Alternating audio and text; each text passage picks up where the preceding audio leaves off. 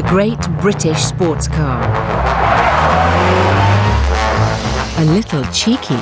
It was about as much fun as you could have in those days with your trousers on. Tantalisingly fast. I remember the first time we went at 100 miles an hour down the A5.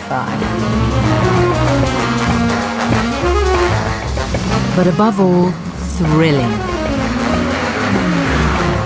Shooting up the M1 in my dad's friend's E-Type, clinging on and seeing the big gauge at 135 miles an hour, thinking, this is the most exciting thing I'm ever going to do in my life, and if I die now, so be it. This is the story of how the mass-produced British sports car democratised speed and glamour. It was a very glamorous era, and they were beautiful cars. How, in a lost decade of 50s hedonism, they perked up a grey country and sparked a manufacturing frenzy. We could not make sports cars fast enough. Our trousers were on fire. A world of Healey 100s, frog-eyed Sprites, Jaguar E-Types. This was the golden age of the British sports car.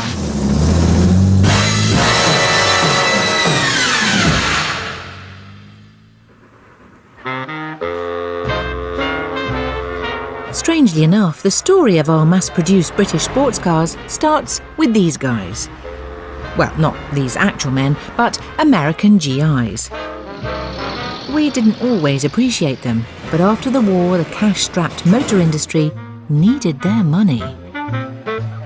Amongst all the boring family saloons Britain made, there was one car which really tickled the GI's fancy.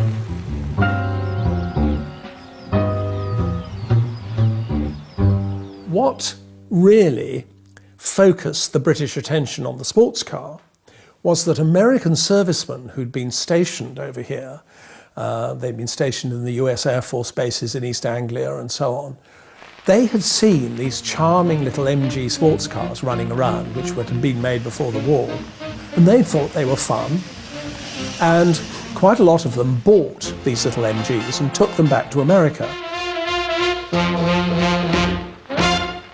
And suddenly, quite unexpectedly, and with no effort at marketing or promotion, the British motor industry found that the British sports car, specifically the little MG Midget, was a potential dollar earner for export. That's right, GIs had spotted MG's two-seater sports car. But MG didn't have any new cars to sell. Like everyone else, they'd spent the last 5 years servicing the war effort, making parts for aircraft and overhauling tanks. Anything except building sports cars. They quickly scrambled into action. Hoping no one would really mind in the circumstances, they dusted off the pre-war design that the Americans loved, added a tweak here and there, and the car was ready. It was called the MGT Midget. Oh, bless. This was the sports car that started it all. It took America by storm. And it still has lots of pre-war hangovers with cycle mudguards and big spoked wheels. But it has a lovely snorty little engine, and you're sitting there like a racing driver, like Nuvolari, with your arm, spilling over the door, and a big, big steering wheel with the horn push pointing straight at your heart. And it's great. And you just look cute.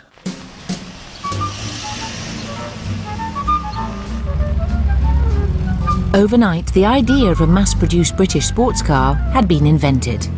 With the odd upgrade and occasional facelift, the MGT series went on to sell nearly 50,000 cars, most of them in America, but there was a home market too. As matters improved and the world got slightly more peaceful, people were able to indulge themselves. And obviously one of the great indulgences is a pointless sports car that's got 2 seats and a great big engine and is only good for one thing, and that's a hell of a lot of bloody fun.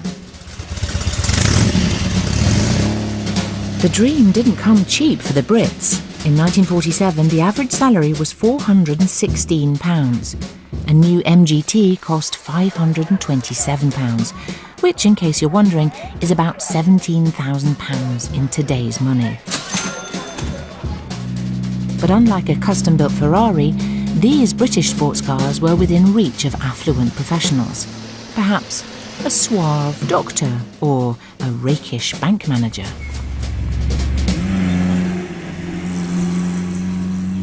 Early 1950s Britain offered driving nirvana for these lucky few. With a tenth the number of vehicles around, it was easy to put your foot down through the twisty roads. They were just slightly rakish, perhaps, I don't know. But of course, they were. You drive around with the hood down.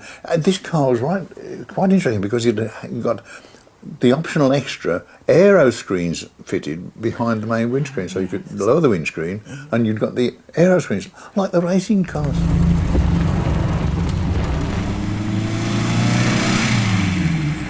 It was every young man's dream of a sports car to have like the MGTC, and I'd been a very lucky young man because ordinarily I wouldn't have been able to afford it, but I, believe it or not, in 1952 I inherited £2,600, which was a lot of money in those days. It's not bad now, and of course, shock horror, I suddenly got the wherewithal to buy one of these much sought after cars by young men.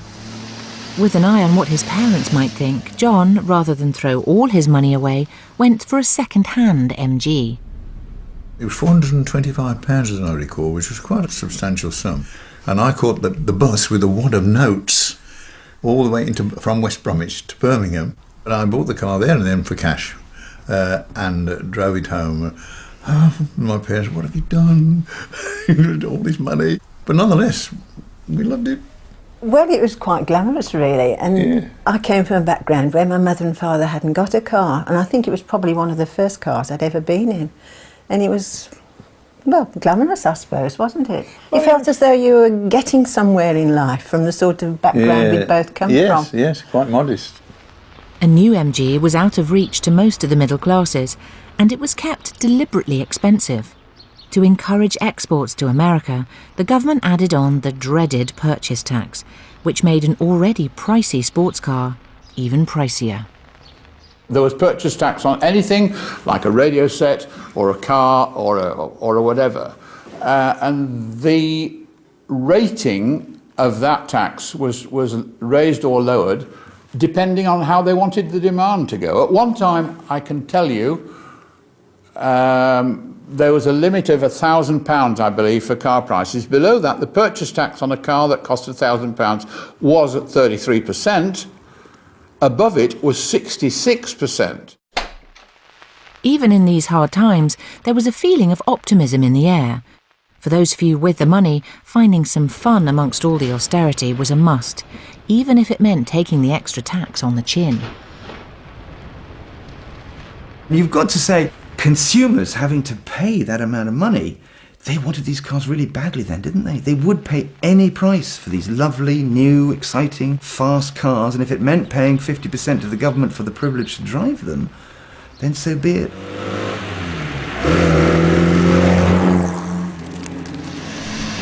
But hold on.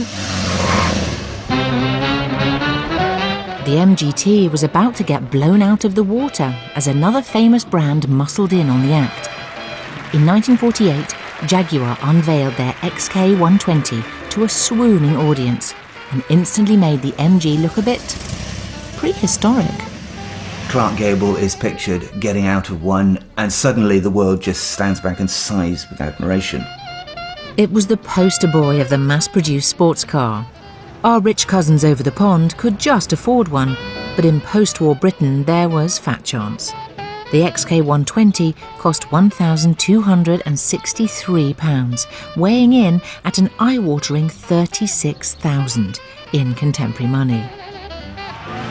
It had 120 miles an hour top speed and film star looks, but was more than twice the cost of an MGT. Even our rakish bank manager would balk at that.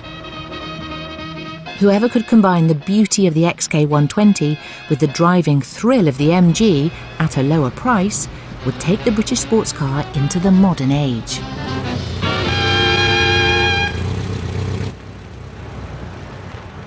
Step up Leonard Lord, autocrat of the Austin Motor Company. He too wanted to cash in on America's love affair with the sports car. Lord had plans for Austin. Austin were then making fairly puddingy, soggy, middle-of-the-road saloon cars, which were driven by bank managers or whatever they might be of the day, tax inspectors perhaps. They were all called after British counties. So there was the Austin A70 Hampshire, the Austin A40 Devon, which was succeeded by the A40 Somerset. And they had all this running gear, which was basically the sort of things that you put under a soggy saloon. And they decided to put that soggy saloon running gear under what they thought was a car that was as sexy and svelte and exciting as the latest Cadillac. They were trying to produce a miniature American car. The car that Lord announced to great fanfare was the Austin A90 Atlantic. An Americanized sports car. In their effort to capture a share of export markets, British car manufacturers leave nothing to chance. And on continental roads, new models that have never been seen by the general public in England are here shown undergoing practical tests before the production line gets moving in earnest. It was an unmitigated disaster. It cost quite a lot of money to make, and by the time they'd got it to America, the Americans are very good, and were then, at mass producing big, comfortable cars for very little money. And so by the time the Austin Atlantic got to America, it had less room in it than an American car. It went slower than an American car because with all these bits of chrome on it, it was quite heavy for the Austin A70 Hampshire engine. And it was quite expensive. So it had no appeal to the Americans whatever. A few were sold as a curiosity. It had gadgets on it, but gadgets made by Brits. So, you'd have like an electric roof, press a button and very, very slowly the hood would come up. If it actually made it over the whole car, you'd be glad, but usually what would happen is the electric motor would burn out, so it was a kind of disaster. It was a very misguided attempt to, sell them something that we thought they wanted instead of something that they actually wanted. Poor old Leonard Lord was left looking pretty sheepish. The Atlantic had missed the point completely. A sporty car was supposed to be fun to drive. The Americans had enough slow and flabby cars of their own. They wanted the British approach that Jaguar and MG did so well. The Atlantic also failed on the style stakes. It was as ugly as old sin.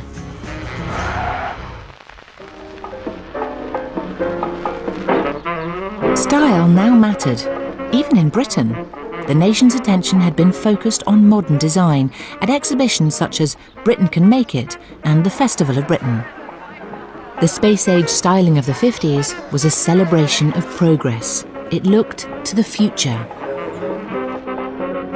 The public wanted their sports cars to do the same.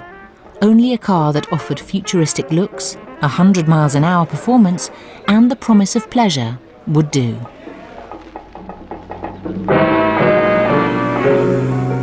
In 1952, out of the ashes of Leonard Lord's Atlantic failure, came a sports car that would be a runaway success. Working out of an old RAF hangar, a tiny car maker called Healey had some big ideas. At the helm was Donald Healey, and he wanted to create sports car alchemy. Way back in the 1930s, Donald Healey had won the Monte Carlo Rally. In the 1930s, he had been technical director of Triumph when it was still an independent company. But during and after the war, he set out to make his own cars in his own company, which he did for some years at a scruffy little factory in Warwick. And it was only in the early 50s he took a deep breath and thought, OK, he could see the potential of sending cars to the United States. Healey had heard about Austin's American misadventure with the A90 Atlantic. He knew that Leonard Lord had piles of leftover Atlantic parts stacked up in his factories and was desperate to find a use for them. Donald Healey had a bold vision.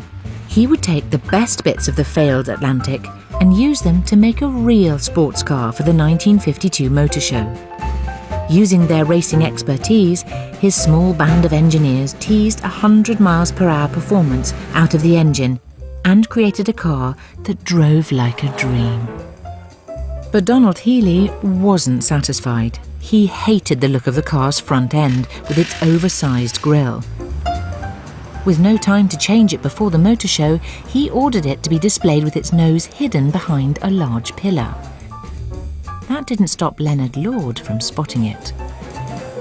Leonard Lord went to the opening day of the motor show, peered behind the pillar, saw the Healey 100 using his engine, thought it was brilliant, and said to Donald Healey, "I will make this car for you."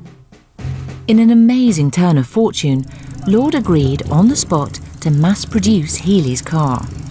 In return, it would be renamed the Austin Healey 100. Hello. This was the sports car that set the standard for a new generation.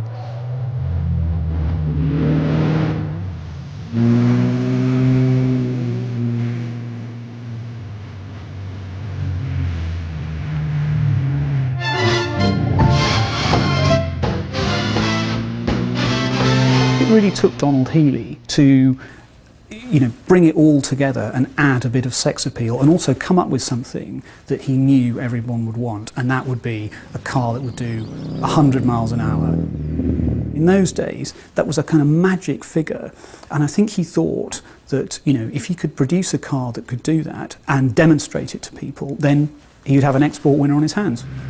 It looked beautiful, it did 110 miles an hour, the Americans loved it. It immediately started to sell. Contrary to Donald Healey's fears, the 100 styling was the very thing that people fell in love with. What really matters to the ordinary man in the street lusting after a new toy is what it looks like. If you actually look at the construction of the Healey, it wasn't that different from the later types of MG Midget, the TD and the TF, which were then being made. But of course it looked like a modern car. It had a full-width, all-enveloping body, whereas the MG Midget still had separate mudguards. Even for a die-hard MG fan, it was too much to resist. There's not a straight line on it. It's curved in every dimension, from above, from the side, from the back, the front. Even the windscreen is a one-piece curved screen, which was unheard of. It just looked so, not necessarily, I don't know how to explain it. It just looked so... You used to say it's like a beautiful woman. It is. It is. You can stroke her curves. There was only one thing John could do to satisfy his longing: head straight off to the dealer. This is the dream car, really. This is the what. It looked so nice. It was new and smooth, because the catalogue list price was 1,063, 12 shillings and sixpence. that was the catalogue price. They could see that I was, this car I wanted. They struck a deal with me, and I've got the receipt for it. Still got the receipt.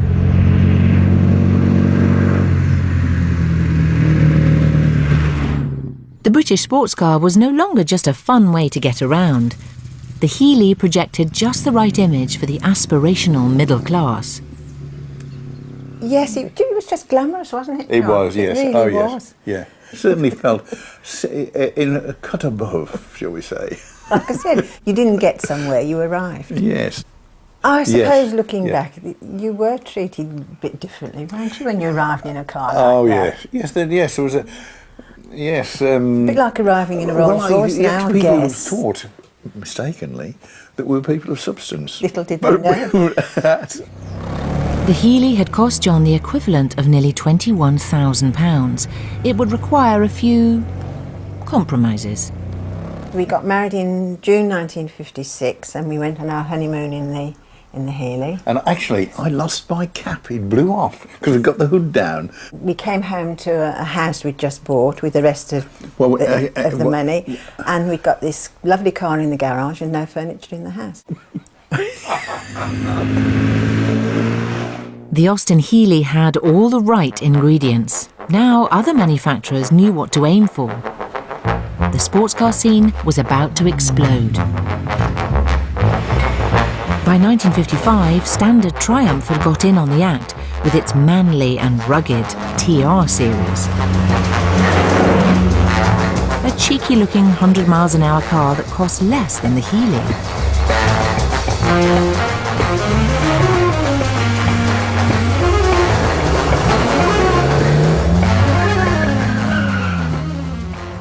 It was noisy but great fun, so I said, yeah, I'll have one of those, and it turned up in about 5 or 6 weeks. It was black with blue interior, and it had a heater.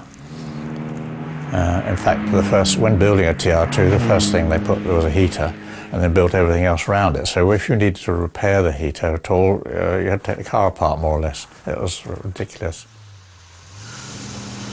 But it was a 100 mile an hour car, and there was no speed limits then apart from the 30 mile an hour in towns. And so you could bat along at whatever speed you like. MG also rejoined the sports car world with the MGA, their first new car since the war. With sweet modern looks, it was one of Elvis's favourites. That's to say, quite girly. The golden age of the British sports car had arrived. By the mid-50s, let's say sort of 1955, where the MGA was launched, that you then had 3 quite accomplished and exciting and desirable British sports cars in the mid-range. You'd start with the MG, which was suddenly a very good-looking car.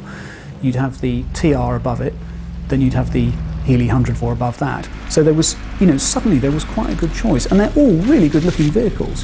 They've all got this ability to lean your arm out. Very important that, when you do your flat cap, you've got your arm dangling out of the side of the car. The leather patch of your blazer visible. Very important indeed. And they all facilitated that.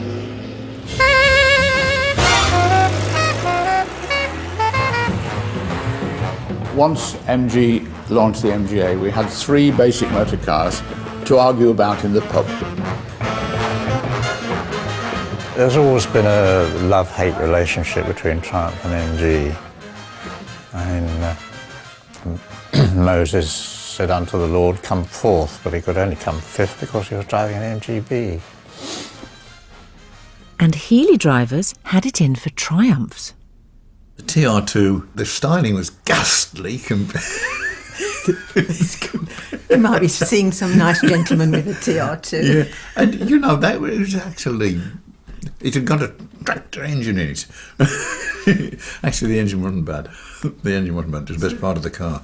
It was cheaply made, really, and it just didn't look right. I didn't like the Healey because it has this leaning back look to it. I didn't fancy that, really. It doesn't bother some people. I didn't like that. People became Triumph men, or people became MG men, or whatever. And to see or hear of people jumping ship from one model to another, from one brand to another, there weren't many of them about. And this is what all the advertising people played on, that once they got their claws into people, they made jolly sure that they could keep them. To keep their customers' fanatical loyalty going strong, the manufacturers all tried to hog the publicity limelight. Each brand wanted to look the fastest, the coolest, and the most contemporary out there. It was time to pull out the big guns. And what better way to show your thrusting modernity than by becoming a record breaker? MG and Austin Healey would both go over for 2 or 3 weeks to the salt flats in Utah in the States to do long distance events, 3 hours round and round in a circle, 24 hours and so on. They take a specially streamlined one over to Utah, and they'd try and set all kinds of speed records for the engine size. So it wasn't that they were trying to produce the fastest car on earth, but they'd be producing the fastest car up to 1500cc, you know, and whatever that was, 0.7 miles an hour, would then be something they could use in all their advertising and, you know, sort of really crow about it. Abingdon, on the River Thames, the MG car factory. From these drawing boards, over the years, have come one model after another of a world-famous family of sports cars. Right now, the draftsmen are working on a very special job, that of designing the fastest 1.5-litre car in the world. A car tailor-made to fit one of the fastest drivers in the world, Stirling Moss. The MG car company decided they want to go for this world record, Class G I think it is, and of course they have this fantastic looking car. I mean, it was about the height of my knee, and beautiful street. I'd lie backwards like this, and the steering wheel was like that. Moss climbs into the driving seat to see how it feels. Everything must be perfect, for a fault that would only be a minor discomfort at a mile a minute could be disastrous at 4 miles a minute. The point about that, of course, being that almost the whole motor car was special, but it did have the basics of a standard MG engine and things like it. And most important, it had the big MG badge up front, and that's really all that mattered. Stirling, typical Stirling, I admire the man for so much. Stirling apparently would arrive the day before these events, would look at the car and say, is this it? All right, jump in. And within 1, 2 or 3 runs, he would set the record and then fly home. He was such a pro. Stirling Moss is ready. Record breaking's a new departure for him, except, of course, Grand Prix lap records, which he breaks with almost monotonous regularity. I remember taking top gear at about 200, which is fairly interesting. You don't really steer it, you sort of wish it goes that way, a little bit this way. That was a bit scary. Speed records squeezed out of custom-made death traps were perfect to make the brand look heroic. But the thing that really sold a sports car was the dream that you too could imitate your hero on the racetrack. Prestigious races like Le Mans were the ideal place for manufacturers to show off their cars and gain precious publicity.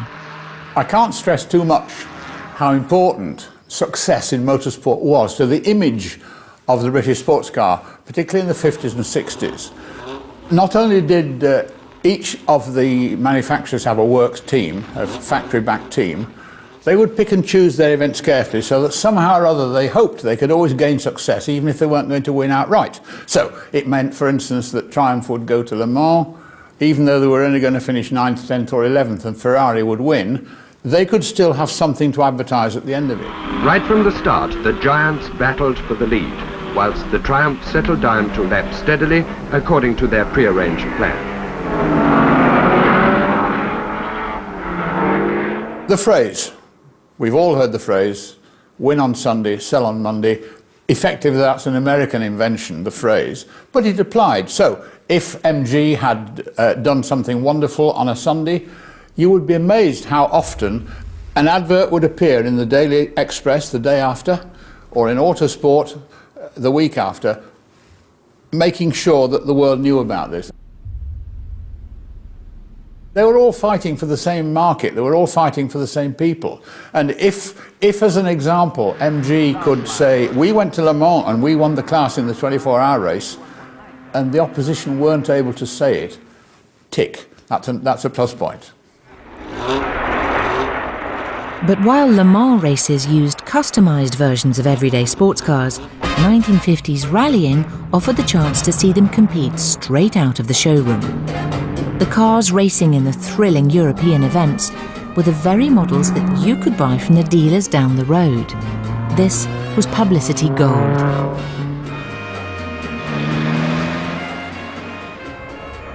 Still leading the way and unpenalised with their TR3. We were running, in those days, standard cars. I was lucky enough to sit with the guy who won the first British Rally Championship in 1958. He used his own TR3. On one event, before one event, he got some problems with it. We borrowed a sales demonstrator from the Triumph dealer in Stoke-on-Trent. The only tuning he did, he checked the tyre pressures.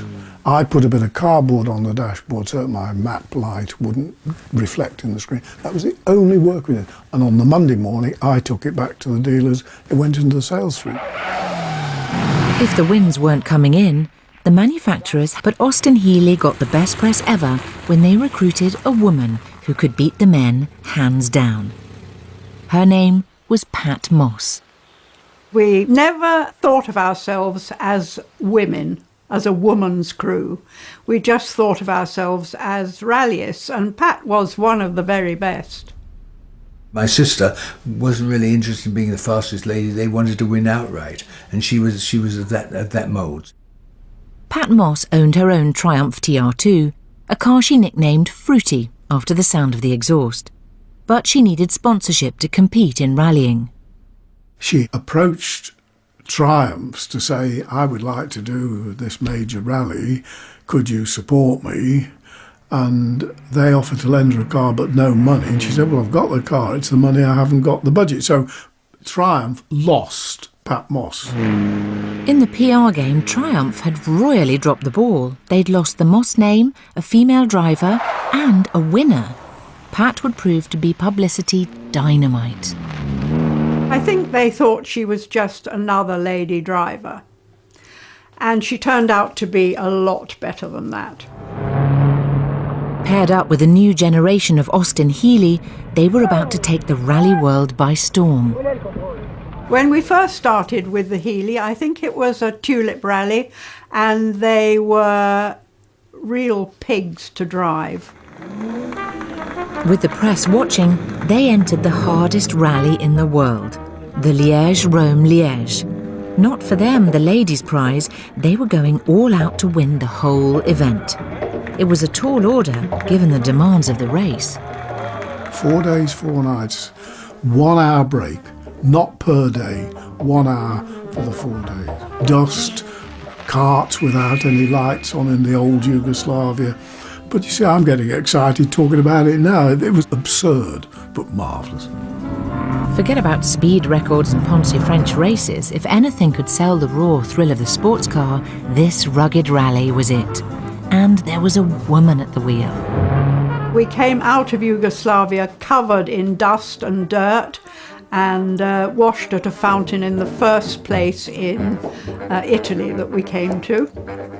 And then we had to get on with it.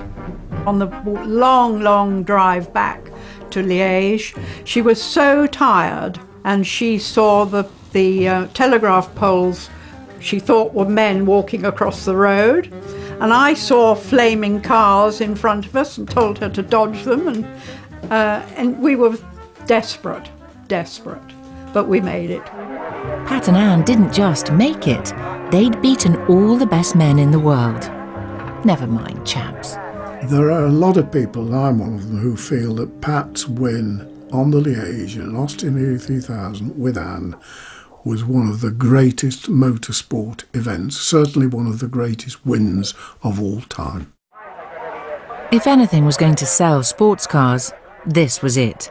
The atmosphere around a win was electric, and for Pat and Anne, victories meant glamming it up for the cameras. Almost as much fun as winning the race. Especially with the Healeys, it was a very glamorous era. We were very proud to be part of it, and they were beautiful cars. There was always a team of 3 or 4 of them in the rallies, and we always, at the end of a rally, they always expected the girls to dress up and have our hair done and be as glamorous as we could. And there were lots of photos taken with these beautiful cars, and it was great fun. It was a glamorous time. Monte Carlo is a glamorous place. Part of the appeal of all the motorsport publicity was Europe. The continent represented glamour and the era's idea of the exotic. And by the end of the decade, thanks to rising disposable income, it was within reach of the middle classes. Those who could afford a sports car could now afford to emulate their icons and go for a jaunt through Europe. I remember the first time when we first used to go on the continent in the car. We used to drive down the A5 and round Marble Arch. I wouldn't dream of doing that now. It was a lot of fun. It was, yes. The continental wind blowing in your hair. It was really good. For a British sports car, the sweet Finally, you could drop that top and not risk a soggy bottom. If you have the top down, not friendly on the hairdo. Though we went all the way to Spain in the 3A with the top down. My wife reluctantly accepted this diktat and put a scarf around her hair and got on with it. The British sports car was becoming the height of cool. From Monte Carlo to the streets of Rome, everyone wanted to be seen in one. And they were becoming the must-have accessory in the chicest films. When Fellini released La Dolce Vita, it wasn't an Italian car being driven by the lead character, but a Triumph TR3A. A British car in an Italian film, for goodness sake. Think how awfully unhappy Fiat must have been about that. It was so nice to see that British sports cars appeared in films all around the world. To Catch a Thief. We've all seen the film To Catch a Thief. What was in the film? A Sunbeam Alpine. I mean, we all remember Grace Kelly, but it was a Sunbeam Alpine. Now, that car, the film was set in the south of France. Surely it could have been a French car, but it was a British car. Nice. By the late 50s, sports cars were still a hefty expense. In 1957, the average house price was £2,000. The cheapest of the big brand sports cars was an MGA, and that cost £840. But people on a tighter budget also wanted in on some louche driving action. For them, joining the gang meant buying a second-hand car. Or, for the more adventurous, donning a workman's overall and building your own. You could buy a chassis and you could put a fiberglass body on it and a Ford 100E engine. If you couldn't afford the £400-500 for a second-hand sports car or £800 for a new one, you built your own. That's how much people wanted sports cars then. They were terrible, really. And the results were terrible. And if anyone saw you driving the result, they probably thought you were terrible. But what they tapped into was the fact that there wasn't really a very small, very economical sports car that you could buy that wasn't one of these plastic horrors. Yet in 1958, a new budget choice would emerge, and suddenly anyone who could afford a car could also afford a sports car. Leonard Lord and Donald Healey had been busy. Their aim was to create a new model that came in at a similar price to an ordinary saloon. But creating the sports car dream at a cut price called for some blue sky thinking.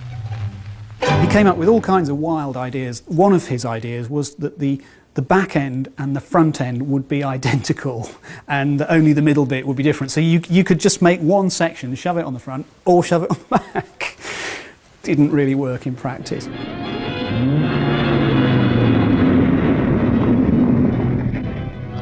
I'm John Bolster, motoring correspondent and ex-racing driver. I'm quite often asked to try out new cars, and this day I'd been invited to Silverstone to see something extra special. What John here had come to see was the Austin Healey frog-eyed Sprite. So cute. This was the sports car that brought the dream to a wider public.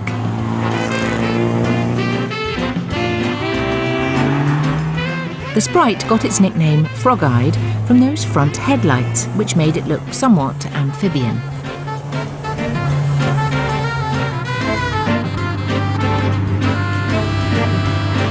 It was a real pocket-sized sports car that didn't need assembling in your garage. The Sprite cost £679, a tiny bit more than a Morris Minor, but a whole lot more desirable. If you talk about the democratisation of the sports car in England, you have to look at the Austin Healey Frog-Eye Sprite. Now, this really brought sports car motoring to the masses like probably no other car. It was, I think, £649. It would do 83 miles an hour. It was a proper innovation on many, many levels. And it was so clever. I mean, you know, the front section, he would have the wings and the bonnet all lifting as one piece. So, you know, you didn't have to have complex separate bonnet and then front section. And at the back, to save money, didn't bother to put a boot lid in. So if you had a suitcase, you know, you'd have to tuck it in like behind the seat underneath the bag. But as a two-seater sports car, that's the kind of compromise you'd be happy to make. And in Speedwell Blue, which is a lovely kind of baby blue, it was a pretty little car. And automotive historians always say that the most successful cars are the cars that have these humanoid faces. It quickly got this nickname as the Frog Eye Sprite because of these two headlights sitting on top of the bonnet. Again, it was another brilliant little cost-saving device.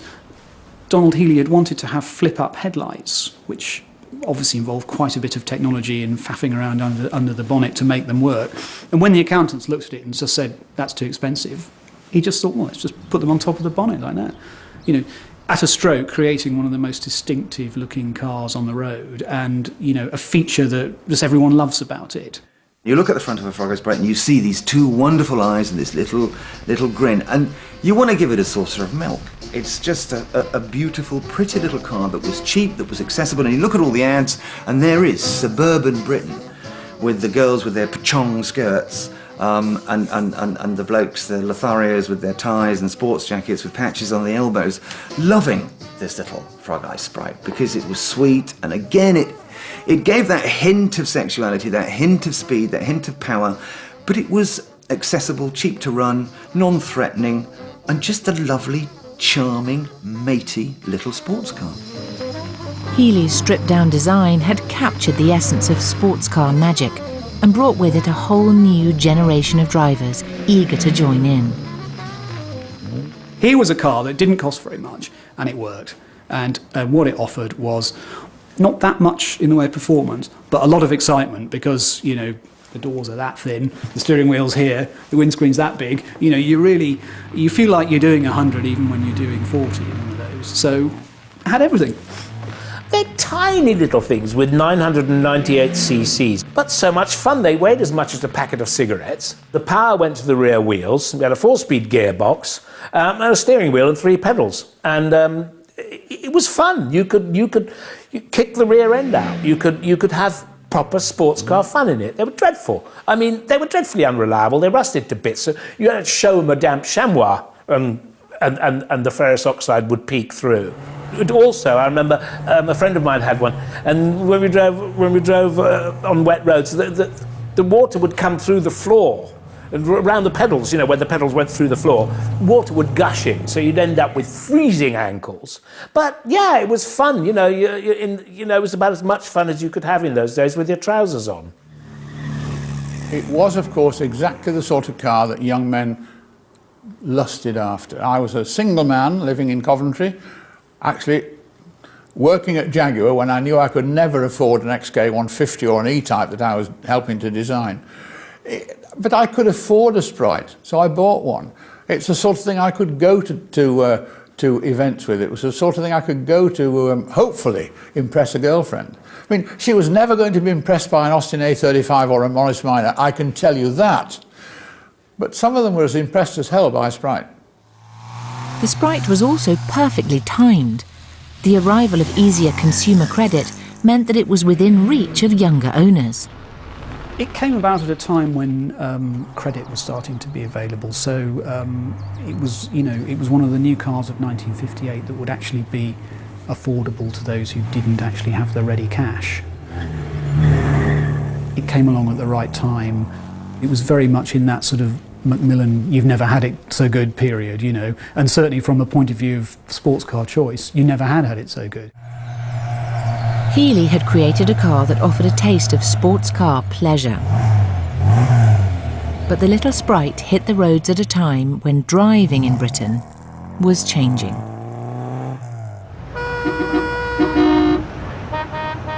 The freedom of the open roads was disappearing. The country was doing well, and car ownership had gone up by a staggering 250%. Exasperating, isn't it? But, you know, it's really no joke, this business of traffic jams. As the roads filled up, the sports car paradise of the early 50s started to fade away. The government unveiled a new project to tackle the traffic problem.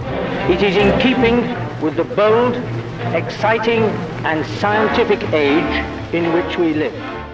In 1959, the ribbon was cut on the first motorway. Jaguar test driver Norman Dewis took a keen interest in this new sports car playground. I went down there when they officially opened it. I think it was Lennox Boyd, who cut the tape and opened it. And of course, we all went straight off down. And the strange thing was, halfway down, the police stopped everybody because a woman coming in from London had come up the wrong side and started to come up the wrong way on the motorway. The M1 is a kind of Wild West motoring environment. You've got this road with no speed restrictions, with no barrier down the middle, just a strip of grass. You've got people pulling over to have picnics. You've got people doing U-turns. It doesn't bear thinking about. And then you've got somebody in Austin Healy, down at sort of the North Circular, thinking, right, let's see what it can do.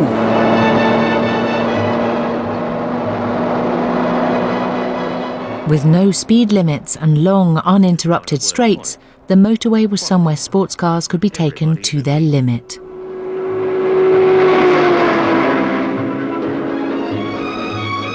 Aldous Huxley said speed is the only truly modern sensation. In other words, it's the one we as human beings have manufactured. The rest of it is from nature. And 1950, you've got this general reaching out for technology, haven't you? We want to go into space. We've got jet transport, planes, and there is a need for speed.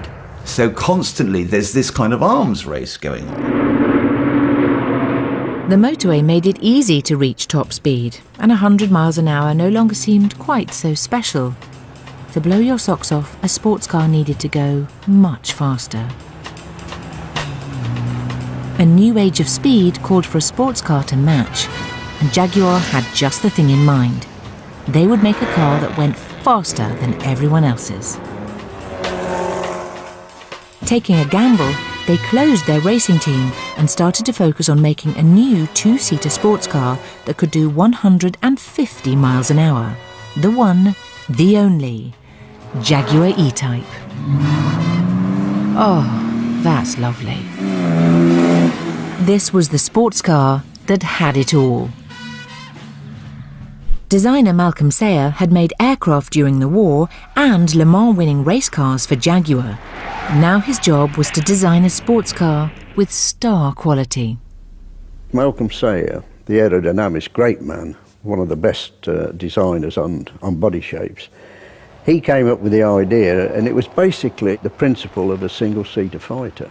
You have the cockpit, then you have a subframe that bolts on the bulkhead, that carries the engine and the prop and all that, or whatever. And that was he based it on a single-seater aircraft.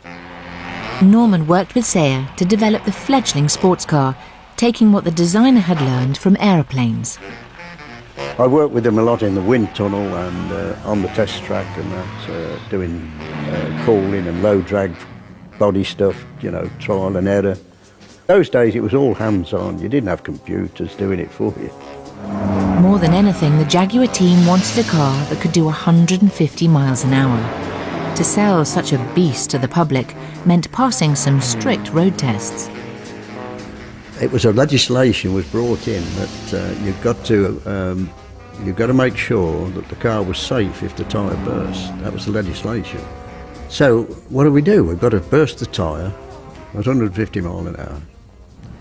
So I sat with Dunlops and we talked about it, and they came up with this crazy idea. One of their blokes said, well, Norman, if we get a marksman on the side of the road and we put a marker up so you know that he's going to fire the shot into the tyre. I said, no way. I said, how if he misses? I said, that's the end of me. Not that Norman didn't like a challenge. With the car almost ready, where better to do the final high-speed testing than on the wild frontier land of the new motorway? What I did then, we started to get up at 5 o'clock early Sunday morning and go down on the M1.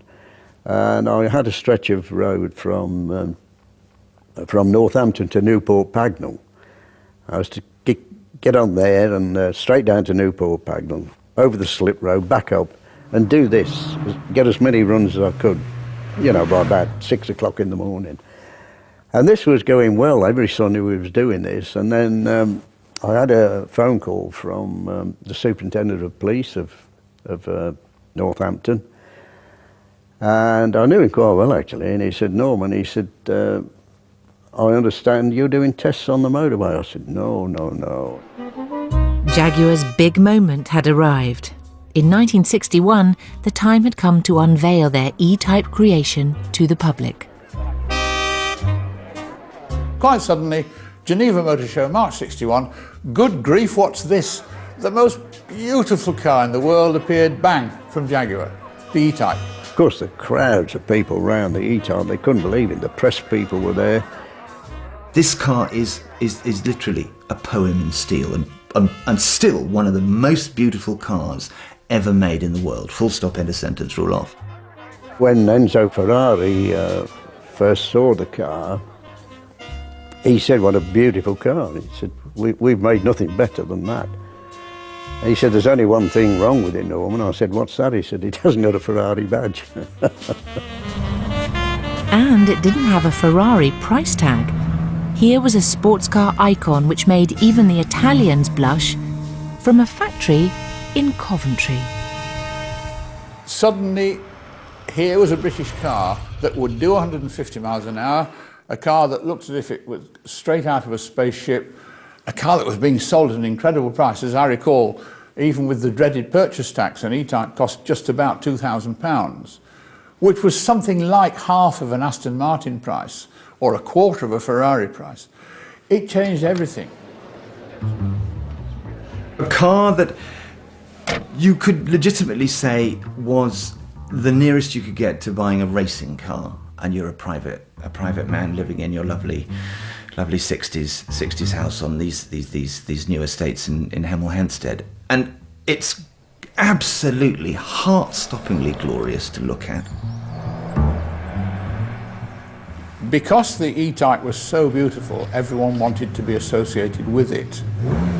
Because it was sold at such a reasonable price, an incredible number of people could afford one. And so it meant that if you were the man who had opened a clothing shop in the King's Road, you could probably afford an E-Type.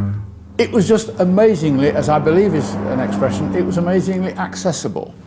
And for that reason, it set all the standards of being beautiful, of being trendy, of being desirable, and all the right people wanted to be seen in them. They were besieged with orders. Frank Sinatra went to the New York show, saw it and said, I want that car and I want it now. And even Frank couldn't have one. No car before or since had ever come as close to distilling exactly what you want out of a sports car. That thing that makes you feel 150% more sexually attractive at the wheel in that car than without it. And legion of the jokes, it was the greatest crumpet catcher known to man. It's as simple as that. There was always that sort of phallic symbolism. There were always arguments that, chaps who were maybe a little bit deprived in the gentleman's area would need a big sports car with a very long bonnet. And if the bonnet's got a bulge on it, even better. That, quite honestly, is exemplified by the E-Type. It was a great big chap's thing. Predictably, men went crazy to get their hands on one. Jaguar had found the perfect way to make a man feel like he measured up against his peers. It might not have been the cheapest, but the E-Type was the fastest, the best looking and most desirable of our mass-produced British sports cars. It was a complete revelation in mass production. You look at it, and even now, and you think this is a hand-built, bespoke car, but these things were rolling off the production line faster than you can imagine. The pressure on Jaguar to produce them, but they weren't hand-built, they were thrown together. In the nicest possible way, but for them to actually offer consumers a car that radiated such specialness, it looked, felt and drove better than a DB4. And that was a car that was almost 3 times the price. Put it next to a Ferrari 250 GT, which was £10,000, and it still looked better. This really was a complete production line revelation that they could do it. And everybody would say, how do they do it for the money? And they did it because they cut corners and they didn't do the rust proofing, and there were bits and bobs which were less than brilliant. But in terms of that vision of let's make a sports car that makes you literally wet your trousers for 2,000 quid, that was the impulse which made them so successful. When you consider we sold it for just over £2,000, that included tax, I think we undersold it really. I think we should have charged a bit more for it. With the E-Type leading the way, British sports cars were on top of the world. Britain had redefined the stylish, fun and affordable open-topped two-seater. We could not make sports cars fast enough. Our trousers were on fire. These cars were coming out of Midlands factories, literally hundreds and hundreds at a time, on Bedford transporters being shipped down to the docks over to America. The Triumph TR4A lets you know what a real sports car is all about. Triumph Spitfires battled with MG Sprites and Midgets for entry-level wallets. TR4s and Healey 3000s sat parked on the drives of those that weren't short of a few bob. And if the E-Type was just out of reach, there was always the MGB, the biggest selling sports car of them all. Speed and glamour had been democratised. You were defined as a member of this lovely new suburban successful society if you had a nice sports car, and if your wife had a pretty MG Midget or an MGB or an Alpine. You had all these social forces, the clear roads, the greater disposable income, the need for change, the optimism of the 50s and 60s. This was the era of the sports car.